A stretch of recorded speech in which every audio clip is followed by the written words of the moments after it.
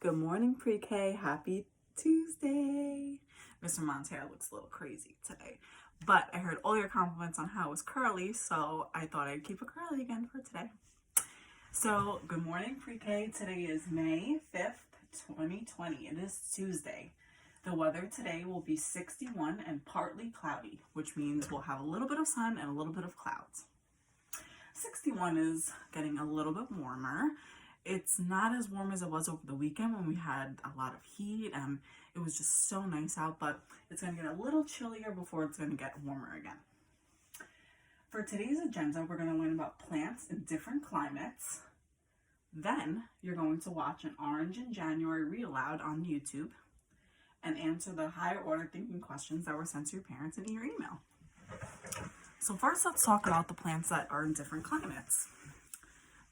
As we know, some plants we have learned about: fruits, vegetables, flowers, trees, but there are many different plants that grow in different climates or different areas that are have different weather, or we'll be surprised where some plants can grow. So, for example, a palm tree. Where do you think a palm tree grows? What climate? Do you think it's cold and snowy there, or do you think it's hot and warm? You're right, palm trees grow in warm, hot climates. Another plant that grows in warm, hot climates are succulents. These are very easy plants to take care of. Ms. Herman has a few of her own because she's not the best at taking care of plants. But succulents are very easy to take care of. They require very, very little water and a lot of sunlight because they are actually from the desert. Now we know the climate in the desert is very, very hot and they see very little rain. So succulents are used to getting very little water and a lot of heat and sun. However, some plants that you may have may not be used to that. So it all depends on where your plant grows and where it comes from and that's how you take care of it. A regular plant you might need to water every single day, right? Because we know that plants need water, sun, and dirt to survive. However, some plants need a little less water and a little less sun. But something like a succulent would need more sun and less water, as opposed to something like say a rose bush, right? That would grow outside.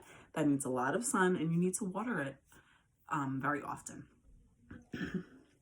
This one you might be surprised about. Well, let me do another one that grows in a hot climate. Another one that grows in a very hot climate, like a desert, like the succulents, and that needs very little water, is a cactus. They look a little bit like succulents, but they have these little prickly stickers on them. If you touch them, they hurt a lot. But these also grow in warm, hot climates that have a lot of sun and heat and very little water. So again, those you would get very little water and a lot of sun. Now you might be surprised at where this grows. This is called a water lily. Now just thinking about the name, a water lily, where do you think the water lily grows? In the water. Isn't that so cool? I know we talked about plants that they need water, sunlight, dirt, and water to survive, but some plants are very, very special and they'll just grow inside the water. Isn't that so pretty?